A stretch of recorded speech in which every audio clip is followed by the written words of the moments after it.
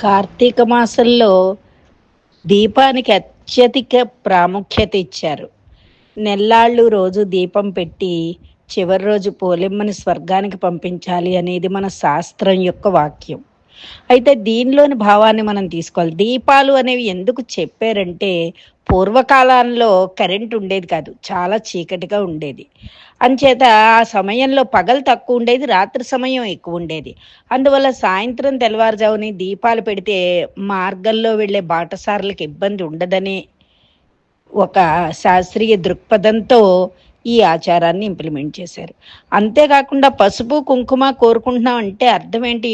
ప్రతి వాళ్ళు కూడా, పురుషులందరూ వ్యవసాయ పనుల నిమిత్తం కానీ వ్యాపార నిమిత్తం కానీ బయట తిరుగుతూ ఉంటారు. వాళ్ళకి ఆరోగ్యాన్ని ఇవ్వమని, వాళ్ళని పురుగు పుట్ర నుంచి రక్షించమని భగవంతుని ప్రార్థించే ఒక పాజిటివ్ థింకింగ్ మాత్రమే ఇది.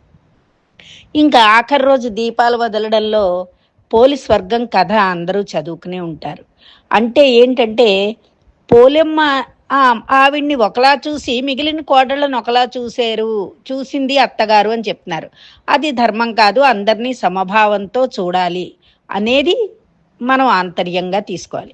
అంతేకాకుండా సర్వజనులు సమానమే, అందరినీ ఏకభావంతో చూడాలి, సమభావంతో చూడాలి అని నదీ తీరానికి వెళ్ళి సకల జనులతో కలిసి దీపాలు విడిచిపెట్టడంలోని ఆంతర్యం అతను చెప్పారు.